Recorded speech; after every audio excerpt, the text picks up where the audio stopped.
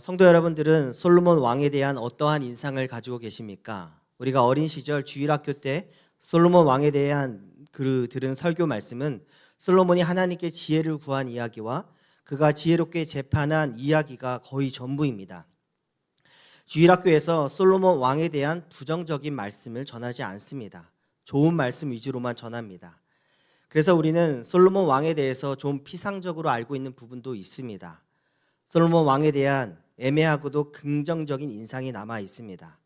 그러나 성경은 솔로몬 왕에 대해서 전반적으로 전혀 긍정적으로 평가하지 않습니다. 여러분, 우리 주위에 채 이사야, 강 다니엘, 박 다윗과 같은 성경의 인물을 가지고 있는 분들이 있습니다.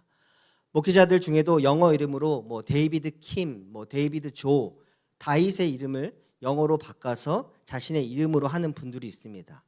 그러나 솔로몬이란 이름을 가진 분은 교회 다니시는 분들 중에서 거의 본 적이 없습니다. 혹시 자녀들 중에 자신의 자녀 이름을 솔로몬이라 지은 분들 계십니까? 그러나 세상에서는 솔로몬을 하나의 브랜드로서 사용합니다. 왜냐하면 솔로몬 하면 지혜, 지혜하면 솔로몬이란 공식을 가지고 있고, 세상은 솔로몬 왕에 대하여 그 세속적인 면모가 매우 뛰어나고 좋기 때문에 솔로몬의 이름을 브랜드로 해서 어떤 기관이나 단체 이름을 짓습니다. 예를 들면 솔로몬 어학원, 솔로몬 수학학원, 또한 오래전에 파산한 은행인데 솔로몬 저축은행 등이 있습니다. 솔로몬이란 이름 그 자체가 하나의 어떤 똑똑함의 대명사로 브랜드로 사용됩니다. 최근에 애플 TV에서 만든 영화 중에 유명한 파친코라는 영화를 보면 주인공 중 한 명이 금융업계에서 일을 하는데 그 인물이 이름이 솔로몬입니다. 그러나 교회에서 솔로몬이란 이름으로 어떤 카페를 짓는다거나 하지 않습니다. 만약에 이번에 교육자실이 3층으로 올라가는데 솔로몬 교육자실 이러면 뭔가 이상하잖아요. 그렇죠? 그런 기관이나 솔로몬 관이나 솔로몬 방을 저는 본 적이 거의 없습니다. 그러나 독특한 게 있습니다. 한국 교회는 성전 건축에 관해서는 솔로몬의 방식을 취합니다. 아시다시피 한국 교회 안에는 전 세계에서 가장 큰 초대형 교회가 6개나 있습니다. 한국 교회가 대형화되는 데 있어서 솔로몬의 성전과 왕궁 건축 스토리는 한국 교회에 지대한 영향을 주었습니다. 그러므로 교회는 솔로몬 왕에 대한 어떤 균형 잡힌 메시지를 통해서 먼저는 한국 사회에 만연된 브랜드로서의 어떤 솔로몬에 대한 왜곡된 이해를 바로잡고, 또한 어떻게 하면 실패한 솔로몬의 길이 아니라 하나님이 원하시고 기뻐하시는 왕의 자녀의 길을 갈 수 있는지 오늘 말씀을 통해서 살펴보기 원합니다. 제가 솔로몬 119라고 암송하고 있는 구절이 하나 있습니다. 열왕기상 11장 9절 한번 같이 찾아보실까요? 열왕기상 11장 9절을 저는 솔로몬 119라고 외우고 있습니다. 같이 한번 읽습니다. 시작. 솔로몬이 마음을 돌려 이스라엘의 하나님 여호와를 떠남으로 여호와께서 그에게 진노하시니라. 여호와께서 일찍이 2번이나 그에게 나타나시고 10절에 이 일에 대하여 명령하사 다른 신을 따르지 말라 하셨으나 그가 솔로몬이 여호와의 명령을 듣지 않았다라고 말씀합니다. 지금 솔로몬의 마음에 불이 났습니다. 하나님께서 그 불을 끄시기 위해서 일찍이 2번이나 마치 소방대원처럼 솔로몬에게 나타나셔서 그 불순종의 불을 끄기 위해 말씀하시고 그를 진정시키시기 위해서 하나님께서 친히 방문하시고 음성을 들려주셨는데 뭐라고 말씀합니까? 그가 여호와의 말씀을 듣지 않았다라고 말합니다. 그래서 참으로 안타까운 것은 하나님께서 내가 너에게 무엇을 줄까 했을 때 이제 새롭게 되는 왕이 솔로몬이 지혜의 마음, 듣는 마음을 구했습니다. 기억하시죠? 그런데 그가 결정적인 순간에는 하나님의 음성을 듣지 않습니다. 하나님을 외면하고 그 말씀을 마치 못 들은 척합니다. 열왕기 말씀의 저자는 표면적으로는 솔로몬 왕이 얼마나 화려하고 위대한지 보란듯이 외치듯 보여주지만 성경은 곧바로 솔로몬 왕이 얼마나 하나님의 말씀에서 비껴나갔으며 솔로몬 왕이 하나님의 말씀의 그 계명을 위반하는데 얼마나 교묘하고 탁월한지 은근히 그리고 대놓고 말씀합니다. 모세오경의 신명기는 하나님이 택하신 왕이 어떤 말씀을 지켜야 하는지 서너 가지 계명을 말씀해 주는데, 첫째, 하나님이 택하신 왕은 말을 많이 소유하지 않아야 합니다. 그런데 열왕기상 10장 28절에 아주 흥미로운 말씀이 있습니다. 10장 28절에 솔로몬의 말들은 애굽에서 들여왔으니 왕의 상인들이 값주고 샀다라고 말합니다. 그런데 29절이 충격입니다. 애굽에서 들어온 병거는 한 대에 은 600세겔이요 말은 한 필에 150세겔이라 이와 같이 햇사람의 모든 왕과 아람 왕들에게도 그것을 되팔았다라고 말씀합니다. 무슨 뜻입니까? 하나님께서 택하신 왕은 말을 많이 소유하지 말라고 했는데, 정말 말도 안 되는 본문의 스토리는 솔로몬 왕이 그 말을 소유하는 것을 넘어서 뭐합니까? 장사합니다. 왕과 왕 사이에 거래를 했다는 것은 왕의 허락이 있었기 때문에 가능한 것입니다. 또한 당시 전쟁에서 가장 중요한 무기 중 하나가 말입니다. 그래서 이 거래는 세상적인 시각으로 봤을 때는 영업이고 장사일 수 있습니다. 그러나 흥미롭고 매우 충격적인 것은 하나님 앞에서 봤을 때는 이것은 불법적인 무기 밀매업입니다. 두 번째, 신명기 17장 17절에 왕은 아내를 많이 두지 말아야 한다고 합니다. 그런데 11장 3절에 보면 솔로몬의 후궁이 700이고 첩이 300명이었다고 합니다. 총 1000명입니다. 11장 3절에 왕은 후궁이 700이요 첩이 300명이라 그 여인들이 왕의 마음을 돌아서겠다라고 말합니다. 하나님의 음성이 들리지 않는 이유가 여기서 나옵니다.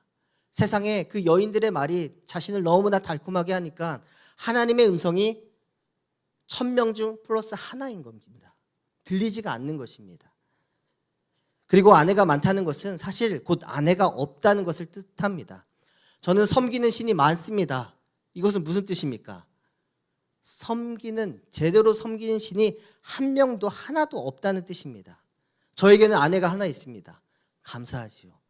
또한 우리에게도 남편과 아내가 하나씩 있습니다. 오직 그녀와 그리고 그 남편과 사랑을 하고 서로 존중하고 섬깁니다. 아내가 많다는 것은 없다는 뜻입니다.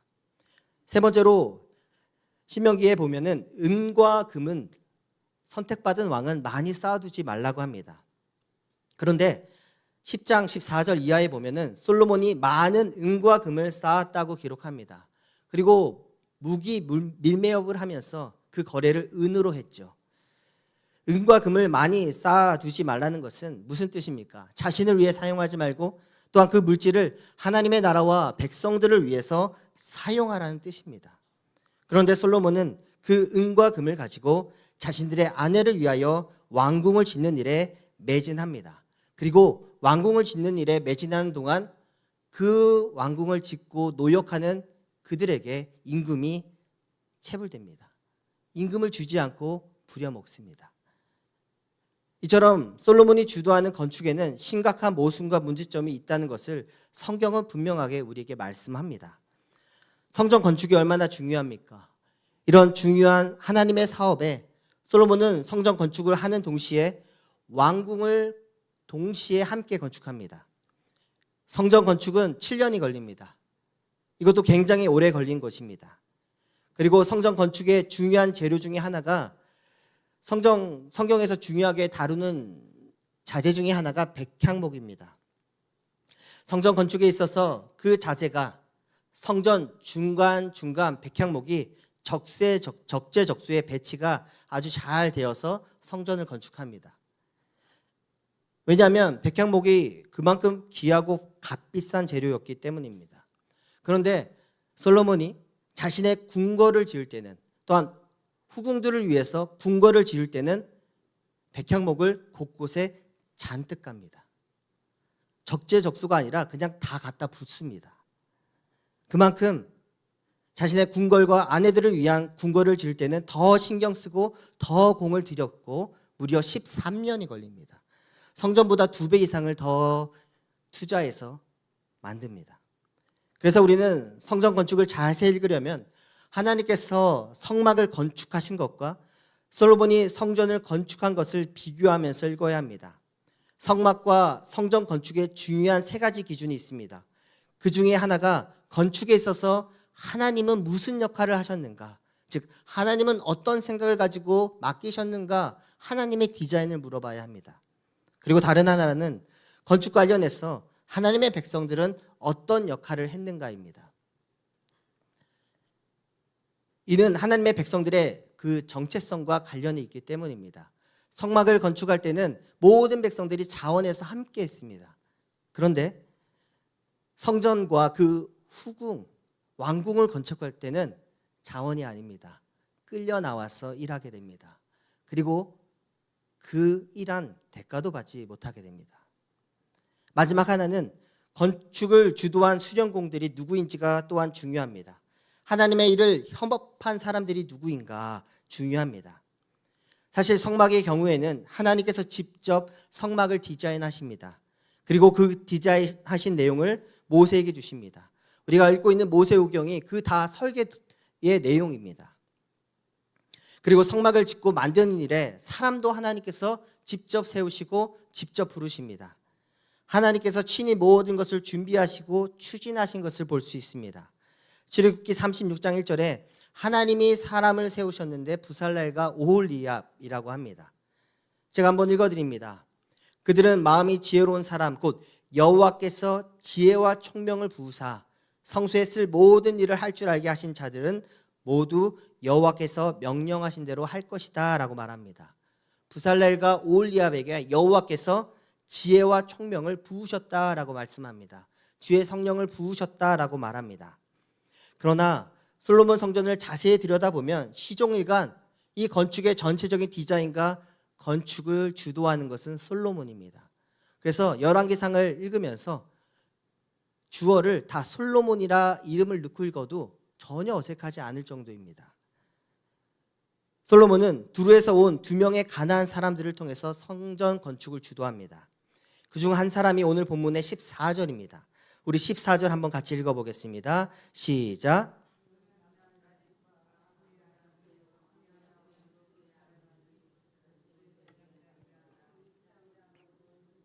지혜와 총명과 재미 구비한 자이더니 솔로몬 왕에게 와서 그 모든 공사를 한다라고 말씀합니다. 본문의 말씀은 그의 어머니와 아버지 출신의 기록과 히람 그가 재능적인 면에서 지혜와 총명이 충만하다라고 말합니다. 성막을 지을 때 하나님이 부르신 사람들과 다른 점이 하나 있다면 하나는 부살렐과 오홀리압은 여호와께서 주체가 되어서 그들에게 지혜와 총명을 부으사 일했다라고 말합니다. 그러나 성경은 솔로몬이 주도해서 세운 사람들에 대해서는 침묵합니다. 왜 침묵합니까? 침묵도 하나님의 응답의 한 면입니다. 하나님이 부르신 사람이 아니고 그에게 기본적인 재능과 총명이 있지만 하나님이 부으신 능력이 아니라고 이야기하는 것입니다. 그래서 이 하나님의 침묵의 응답 이후에 솔로몬이 건축하는 과정과 내용을 보면은 하나님께서 이 건축과 왕궁을 짓는 데 관여하신 모습이 전혀 없습니다. 성도 여러분, 우리가 기도를 많이 합니다. 기도를 많이 한다는 것은 하나님의 응답이 많다는 것을 의미하기도 합니다. 우리가 기도를 하고 하나님의 응답이 많다는 것은 무슨 뜻입니까? 하나님께서 우리 인생 가운데 개입하시고 간섭하는 것이 많다라고 할 수 있습니다. 얼마나 많은 하나님의 도우심과 응답과 요청을 받았느냐가 기도하는 사람들의 특징입니다. 그의 아버지 다윗의 이야기를 보면은 다윗은 하나님을 의지하였다는 말씀이 수시로 등장합니다. 하나님께 묻고 또 다시 묻고 반복하면서 경로를 변경합니다. 그리고 이탈된 경로에서 회개하고 다시 돌아옵니다.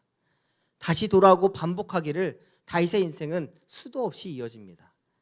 반면에 솔로몬의 인생은 하나님께 묻고 또 물으면서 경로를 변경하고 디자인을 바꾸고 재조정했다는 말씀이 없습니다. 그러므로 우리가 기도를 많이 하고 하나님 앞에 많이 간구한다는 것은 하나님의 개입과 간섭이 많으시면 됩니다라는 뜻입니다.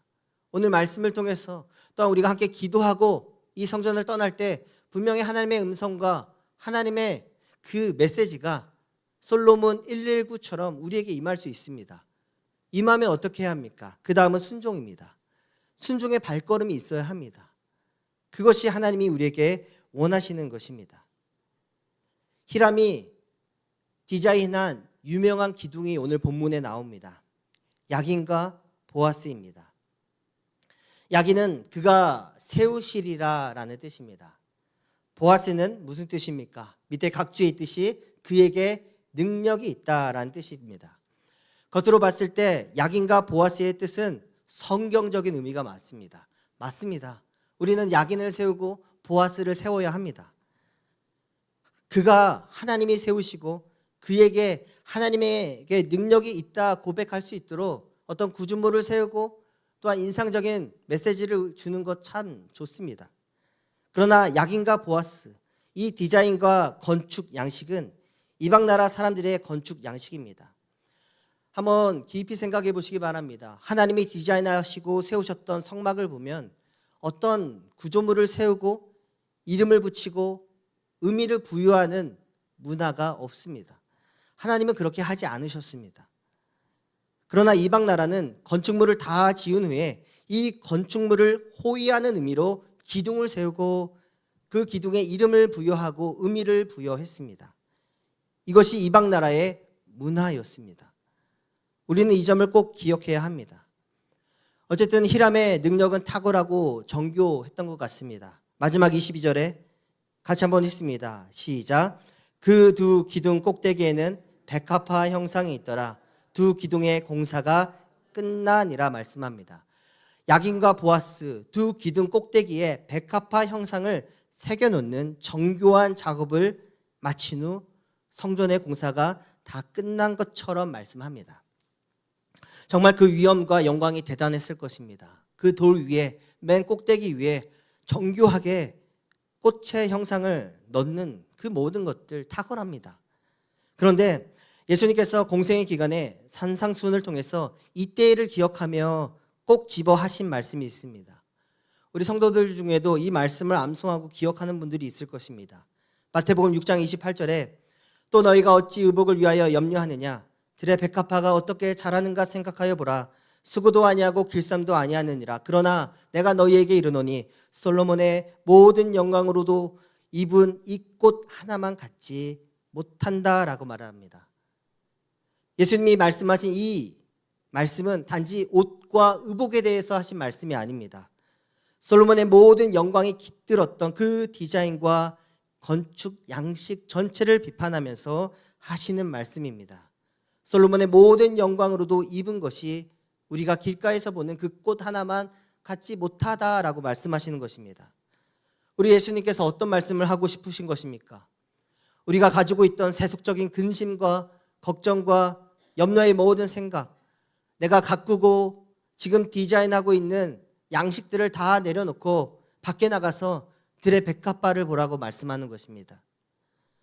창조주 하나님을 바라보라고 말씀하는 것입니다. 성전에 새겨졌던 그 형상이 아니라 지금도 역사하시고 섭리하시며 살아계시는 창조주 하나님을 바라보시기 바랍니다. 어떠한 염려와 근심과 또한 어떠한 것을 계획하고 디자인하고 계십니까? 그것 때문에 골치가 아프고 머리가 아프며 힘드십니까? 우리 예수님이 말씀합니다. 밖에 나가라. 하늘에 나는 새를 보고 그리고 들에 핀 꽃을 보라고 말씀합니다. 이 메시지가 무엇입니까? 창조주 하나님을 보고 그분께 맡기며 그분이 원하시는 디자인으로 너의 삶의 진로를 변경하라는 뜻입니다. 예수님이 분명히 말씀하십니다. 이 꽃 하나만 못하다. 솔로몬의 영광 그리고 솔로몬의 지혜, 솔로몬과 그의 사람들이 만든 디자인과 그 건축 양식들은 어떻게 됩니까? 다 파괴되고 사라졌습니다. 돌 하나도 남지 않고 파괴됐다라고 말씀합니다. 그러나 하나님이 지으신 우리가 언제든지 밖에 나가면 볼 수 있는 그 하늘과 그 꽃들, 이 꽃들은 다시 피고 다시 만발하며 우리에게 선물로 주어짐을 우리는 알고 있습니다. 그러므로 성도 여러분, 그리스도인의 완전함은 무엇입니까? 예수를 잘 믿는 사람들의 모습은 어떠한 모습입니까? 그리스도인의 온전함이란 하나님의 말씀을 의지할 때 있는 것입니다. 아멘이시죠? 하나님의 말씀에 따라 순종하는 모습이 온전한 모습입니다. 하나님의 말씀이 회개하라고 하면 회개하고, 하나님의 말씀이 스탑, 그만 멈춰라 하면 그 자리에 멈추고 물러설 줄 아는 것이 그리스도인의 온전함입니다. 마치 짐승 중에 가장 강한 짐승이 사자가 아니라 목자 옆에 있는 양인 것처럼 우리의 온전함은 목자 옆에 있는 양처럼 있어야 합니다. 성도 여러분, 양은 목자가 없으면 죽습니다. 하나님 앞에 꼭 붙어있는 우리 모두 되기를 소망합니다. 우리가 연약하고 부족할 수 있습니다. 또 누군가는 지금 실패하고 병들어 있을 수 있습니다. 그럼에도 불구하고 우리는 괜찮습니다. 왜 괜찮은지 아십니까? 우리가 그리스도 안에 있기 때문입니다. 하나님이 우리와 가까이 계시기 때문입니다. 시편 73편 28절에 하나님께 가까이 함이 내게 복이라. 내가 여호와를 나의 피난처로 삼아 주의 모든 행적을 전파하리라고 말씀합니다. 하나님이 내게 가까이 있는 것이 복이고, 또한 우리가 하나님께 가까이 다가가는 것이 복인 줄 믿습니다. 그리스도 안에 있으시기 바랍니다. 그리스도인의 온전함은 하나님의 말씀을 듣고 그치는 것이 아니라 그 말씀을 따라 순종의 발걸음을 나아가는 것입니다. 성도 여러분 중에 마음의 불이 일어나고 계신 분은 있습니까? 하나님의 뜻보다는 나의 계획과 나의 뜻대로 달려가고 싶은 불순종의 발걸음이 혹시나 그 계획이 있다면 하나님의 음성을 듣고 돌이킬 수 있기를 소망합니다. 하나님은 우리를 원하십니다. 우리 자체가 그리스도 안에 있기를 바라고 원하신다는 것을 잊지 마시기 바랍니다. 이 시간에 함께 기도하며 나아가기 원합니다. 이 시간에 기도할 때 참으로 안타깝고 놀라운 것은 솔로몬은 그 성전 건축의 절정기에 자신의 궁궐을 디자인하고 건축하는 데에 더한 열정과 사랑을 쏟는 모습을 보았습니다. 그리고 바로 이때부터가 솔로몬의 타락의 시작입니다. 이 말씀이 우리에게 시사하는 바는 무엇입니까? 우리의 신앙적인 간신과 열정보다 세상적인 간신과 열정에 마음이 들어가고 시선이 자꾸만 간다면 그때부터가 하나님 앞에 회개하고 우리의 디자인과 진로를 변경해야 할 때입니다. 이 시간에 이렇게 기도하기 원합니다. 하나님, 나의 시선과 나의 디자인과 나의 계획을 바꾸기 원합니다. 하나님이 기뻐하시는 길로 가기 원합니다. 인도하여 주시옵소서. 함께하여 주시옵소서. 이 시간에 함께 주여 한번 부르기도 합니다. 주여. 하나님 아버지 감사합니다.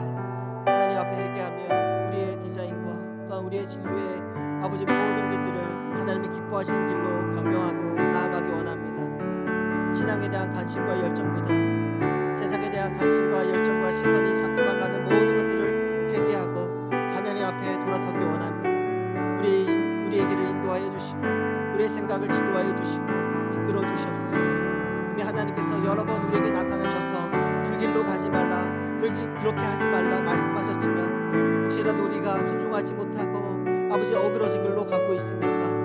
굽고 어그러진 길을 벗어나 하나님이 기뻐하시는 길로 갈 수 있도록 우리를 인도하여 주시옵소서. 주님과 무엇과도 바꾸지 않고 오직 주님의 은혜만을 구하며 나아갈 수 있는 우리들 될 수 있게 도와주시옵소서.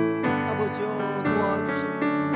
우리가 기도하며 하나님 앞에 간구하고 나아갈 때 하나님 내 인생에 간섭하여 주십시오. 내 인생에 개입하여 주시옵소서. 이끌어달라고 간구하고 나아가며 순종할 수 있는 우리 모두 되어줄 수 있도록 은혜를 베풀어 주시기 간절히 소망합니다. 세상의 말과 세상의 속삭임에 우리의 마음이 뺏기지 않도록 도와주시고 오직 하나님의 음성과 교회에서 선포되는 하나님의 말씀이 우리를 지도하고 이끌어가는데 온전히 될 수 있도록 우리를 이끌어주시고 우리 가운데 함께하여 주시기 간절히 소망합니다. 아버지여 도와주십시오. 하나님 함께하여 주시옵소서. 이제 함께 찬양하기 원합니다. 나 무엇과도 주님을 바꾸지 않겠습니다. 이 고백을 하며 함께 나아가도록 하겠습니다.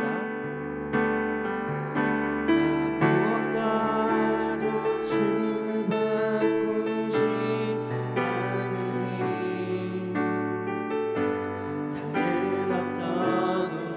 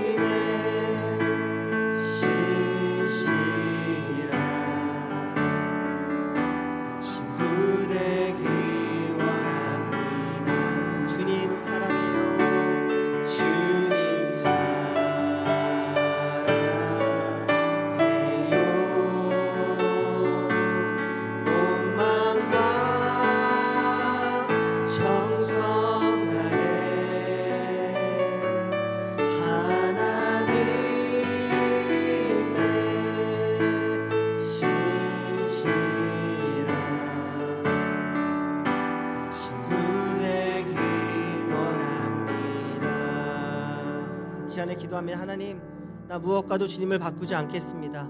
하나님을 1번으로 두기 원합니다. 나의 아내도 나의 자녀도 1순위가 아닙니다. 오직 주님만이 나의 최고 되십니다. 또한 은과 금을 준다 하여도 그 무엇과도 주님을 바꾸지 않겠습니다. 하나님의 말씀만, 그리고 주님과 함께 동행하며 순종하는 그 발걸음이 지상 최고의 기쁨임을 믿고 걸어가겠습니다. 그러한 내가 되겠습니다. 우리 주여 한번 부르고 기도하겠습니다. 주여, 하나님 아버지, 나 무엇과도 주님을 바꾸지 않겠습니다. 세상에 영광 금을 준다 하여도, 은과 금을 준다고 하여도 하나님의 말씀을 전하는 일과 하나님의 일을 한다는 것이 아버지 최고의 복이고 기쁨임을 믿고 이 길을 꿋꿋하게 걸어가는 자 되기 원합니다.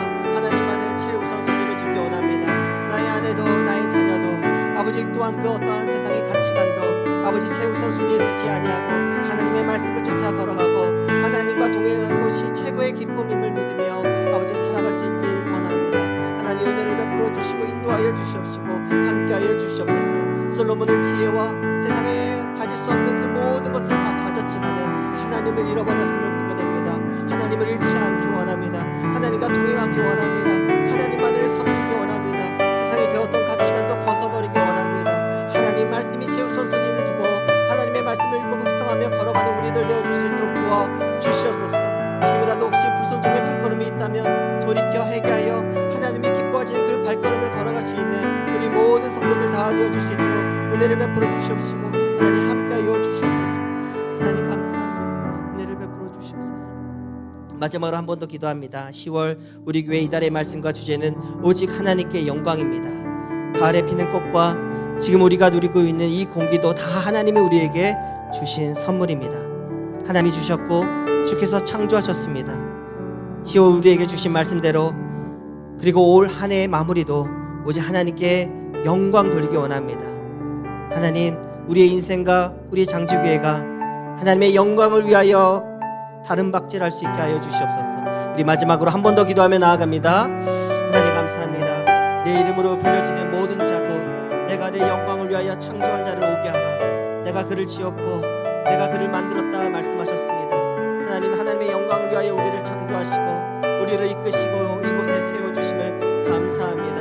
하나님, 하나님께서 주신 이 자연도 이 꽃도 이 공기도 하나님께 영광을 돌리며 아버지 누리게 하시고 아버지 하나님께 영광을 돌리며 마음껏 즐길 수 있는 우리들 되어줄 수 있도록 도와주시옵소서. 세상 만물과 모든 자연이 하나님을 찬양하며 하나님께 영광을 돌리는데 오직 내가 지은 사람이 하나님께 영광을 돌리지 못하고 찬양하지 못하고 있다면 하나님, 우리가 다시 한번 세상으로 나가서 자연으로 나가서 하나님이 지으신 꽃과 하늘을 보며 하나님께 영광을 돌리는 우리 장주교의 모든 식구들 되어줄 수 있게 도와주시옵소서.